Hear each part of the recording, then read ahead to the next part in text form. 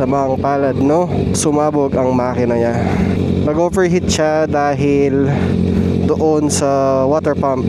So biglang nasira yung water pump niya, kaya hindi nagsisirculate ng maayos yung coolant. Ang segunyal doon sa crank, wasak na wasak yung piston niya. Yan ang problema ng kargadong motor. Ay, nakakalungkot lang. Sadly, kailangan natin siyang pagawa, and ang buong makina ay pagagawa natin. So dati 214, 215, 212 yung karga niya, ganun. Sa 215 pa baba eh. Pero alam ko 212 yata yun. And ngayon, isasagad na namin ng 232. So ayan guys, pag nagpapakarga kayo, marami talagang mga unexpected na pwedeng mangyari sa motor nyo, no? So tignan nyo yun, okay ang makina niya, ang ganda ng sunog. Ang naging problema lang talaga is yung water pump. So matagal na kasing water pump na yun, and biglang bumigay. Ayun, unfortunately wala tayo magagamit na maliit na motor.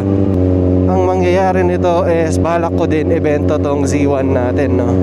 So kung bibenta ko si Z1, baka bumili ako ng kahit smaller cc lang, since dito lang naman tayo umiikot-ikot eh. Nagra-rides tayo sa malayo, kaso hindi naman lagi. So kahit 500 to 600cc lang, okay na ako. Pangarap ko to motor na to, pero nakakalungkot man sabihin, sometimes kailangan mo mag-sacrifice.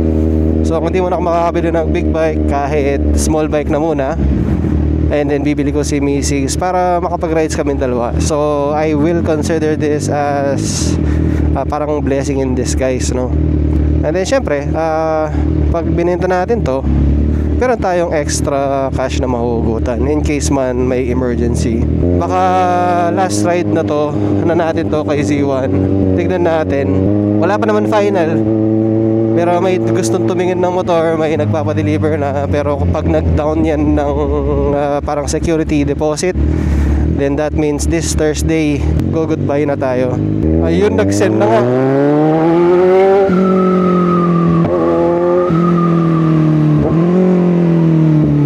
Nag-send na siya ng security deposit. So talagang ito na ang last ride natin, or last ride with vlog. Baka bukas magamit ko pa eh.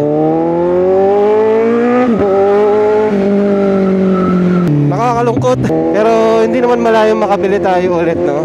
Nasa tamang timing lang din siguro yan. Si Mrs. nalulungkot din eh, na-attach kasi yan sa mga bagay-bagay pag may gamit kami. Kaso hindi lang naman para sa akin to yung decision, makakatulong din sa family namin. Dati naman tayo walang big bike eh.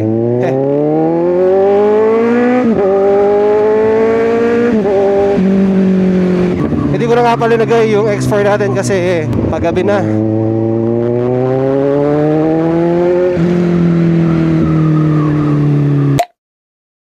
Kung napansin nyo, wala na rin yung VCX natin. So ang motor na lang talaga natin is yung Z1 at saka yung Aerox. Yung Aerox, naka-confine pa siya. So na matapos niya agad, no? So kung totoo nga nag-send na to, nakita ko yung chat ni yung barkada natin na tumutulong magbenta ng motor. Pag totoo nga yun, that means sold na siya. Kung man bibili ako ng big bike ulit, siguro trip ko yung TRK eh. TRK 502 na Benelli. So adventure bike siya. At least hindi nakakangawit yun. And maganda yung forma niya eh. May nakita kasi akong black and white na motor. Ang ganda-gandang tignan. Sakto siya sa branding ko. And comfort ride talaga siya, no? Lalo na pag umaalis-alis kami ni Mrs. Lumalayo, okay yun. Hindi naman tayo walwal magpatakbo din sa sa expressway. So kahit tumatakbo lang ng 150, 130, pwede na yun.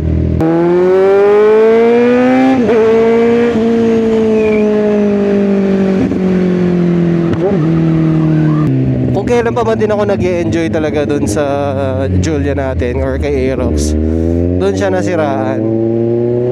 Ang sarap-sarap niyang gamitin. So this time, isang mekaniko na lang ang gagawa ng buong Aerox natin. From lahat ng kailangan pa i-check na para hindi na mangyari sa atin to, no? Kasi yung pagkakamali ko dati, iba-iba yung mekaniko. Though wala naman ako, hindi naman ako gain sa mga mekanikong yun, syempre. Pero iba pa rin talaga pag isa lang yung mekaniko mo na nakakaalam or kilala niya talaga yung buong motor. Maingay lang, pasensya na, hindi ko masara yung visor ko, sobrang init eh. Sisilipin ko lang saglit yung Aerox natin. And then pupuntahan ko yung bukusin ko. Magmi-meeting lang kami ng saglit, syempre. Gusto ko rin tumingin ng motor para pagdating ng Thursday, pwede na tayong bumili anytime. Kasi wala akong service nun eh. Pero na lang kung magagawa agad yung Aerox. Ay, may banggaan na naman dito. Kaya may nagbagaan palang last 2 days dito ah. Sana hindi nasira yung crank ng motor, no? Kasi lalaki yung problema ko pag pati yung tinamaan eh. Papakita ko pala kung ano yung itsura ng Aerox natin dito sa video na to. So ayan, ma-check nyo ngayon na.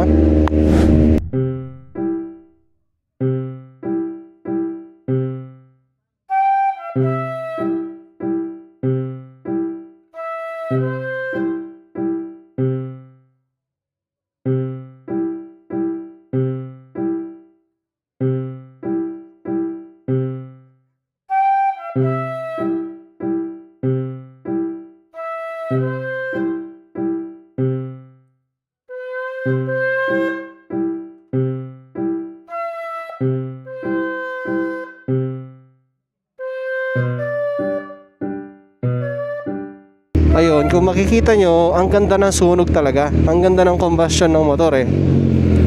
Tapos yun, makikita nyo is nag-melt talaga yung kanyang piston and nabasag yung block. So nag-overheat, nag-melt, nag-side yung piston and then pinush niya. So basag na basag yung block natin, yung parang surface niya sa loob. Lumusot dun sa daluyan ng coolant eh. And then yung ano niya, yung parang kamay niya, yung segunyal, tumusok siya sa baba eh. Napunta sa baba. Dapat hindi naman ganun yun eh. Dito na tayo kay Kim. Siya rin nag-suggest na 232 na namin. Siya sagad na namin. Ay. So wala si Kim, kaya alis na tayo. Bumili yata ng pyesa eh. Gusto kong tumingin sana sa Honda eh. Kaso dadalawang isip pa ako. Hindi ko kasi alam kung bibigay nilang cash. Alam niyo naman, pag cash hindi sila kikita. Kaya ayaw nilang magbigay ng ng cash na motor sa kasa. So sa mga inspired na nanonood dyan, kasi may mga nakita ako na na-inspired daw sila kasi gusto nila magka big bike or magka small bike katulad ng sa atin. Hindi sa lahat ng pagkakataon talaga sumasang-ayon sa yung panahon, no? So kailangan mo lang i-endure kung ano man yung pagsubok na yon. Tsaka may darating na mas maganda. Nung kasi binenta ko yung unang-una kong motor, yung si MXI, nung binenta ko yon, nagka-Aerox ako eh. So malay natin, di ba? Pag binenta natin to, baka in the future mas maganda yung bibigay.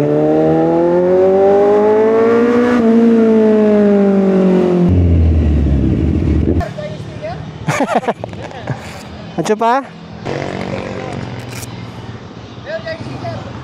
Wala. May balik ka? Siyempre, balong naman, na-miss na ka eh. Ay do. Salwang kaya kasi ito motor mo eh. Wala no, ay pagawa kaya rin.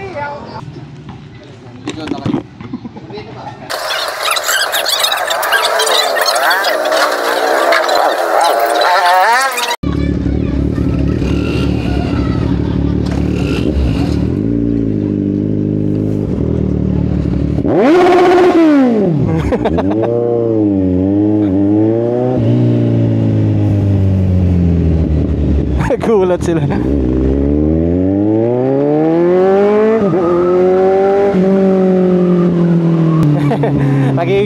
Nakikibambahan yung bata. Nagulat tuloy. Hindi ko alam yung pupuntahan, no? So adventure na naman to. Parang bagay na bagay yung adventure bike natin sa atin. Sana yung visor ko. Yun. Left tayo dito daw. Tapos pa Hensonville tayo eh. Parang nakakapagod, no? Nakakapagod yung sunod-sunod yung challenges na pumapalo sa buhay mo.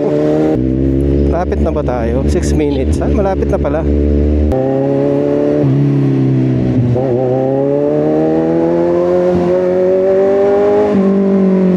Turn left. Parang alam ko. Parang dun sa may gasolinahan to eh. Amoy usok na ako.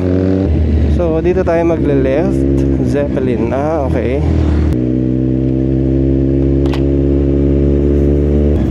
Ngayon pala ako nagpunta dito. Turn right. So dito. Dito. Wala ang address yan, sir. Address. Gagawin niyo po yan. May ano ko, yung boss ko nandyan eh. Pupuntahan ko lang. Yung boss ko. Magmi-meeting kami, boss. Ay. Magmi-meeting kami. Nung boss ko. Ayan. Saan dyan sa Forest Drive yan? Malapit lang daw eh. Yung kulay red na nabara. Yun. Yan nga. Thank you, boss.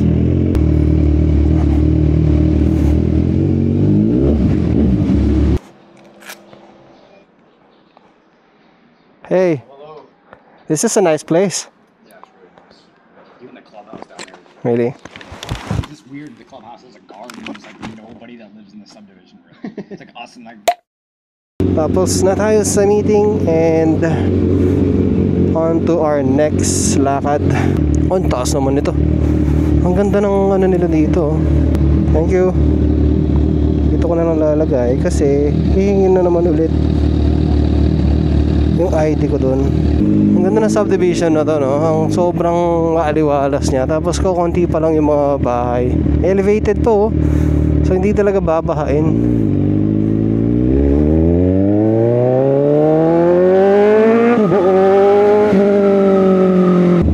Yung helmet ko, yun, nakalimutan ko na naman i-lock. So yung kanina pala, hindi pa confirm na bibilihin yung motor. So medyo natuwa ako. Kasi honestly, ayaw ko siyang ibenta. Ayaw ko talaga ibenta. Kasi syempre pangarap natin to. Pero dumating lang yung time na kailangan natin ibenta for some reason, di ba? And syempre makakatulong din naman sa atin yon. Pero kung hindi talaga mabebenta, that means para sa atin nga talaga tong Z1 na to. And kung ano man yung magiging kapalaran natin dito, dun tayo syempre. Hindi ko naman pipilit ibenta baba ng baba yung price para lang mabenta, di ba? Dun sa tamang price, dun sa gusto kong price na feeling ko fair, then dun tayo. Ngayon, kuwari, may nag-comment dito sa video na to na gustong bilhin yung motor, then walang problema. Ngayon, kailangan kong matandaan kung saan ba yung daan papunta sa pupuntahan ko, no? Hindi ko din sure eh. So manghuhula-hula muna ako nito. Kailangan lumabas ako doon sa may McDonald. And sana tama yung dadaanan natin. Shit. Hindi ko alam kung dito. Feeling ko doon eh. Pero okay lang. Iikot na lang tayo. Baka kasi maligaw ako. Or dito. Baka dito nga yun. Main road kasi yun eh. Nakalimutan kong ilipat ng pure video tong mode ng ano ko pala. Ang luwang na daan dito ngayon ah. Matagal na ako dito dumadaan dito. Sana tama yung dinaanan ko para hindi na ako paliko-liko. May 1000cc din para dito na coffee shop. Ang luwang dito ah. Ay ito nga, pinaluwang yung daan. Ayos ah, ang taas nito oh. Pinaluwang yung daan dito, gumanda na siya. Kasi main road to eh, main road siya. Pero dati sobrang sikip, ang daming mga dumadaan-daan na sasakyan. Meron pang Kim's Mall. So ngayon ko lang nakita din yan. Oy, grabe yun. Lala Garden. Oh, meron din Lala Garden dito. Parang dun sa pinuntahan natin sa may San Fernando, no? Ito yata yung pinakaunang Lala Garden dito eh. Ang laki oh. Ayun yung McDo. So tama nga yung dinaanan natin.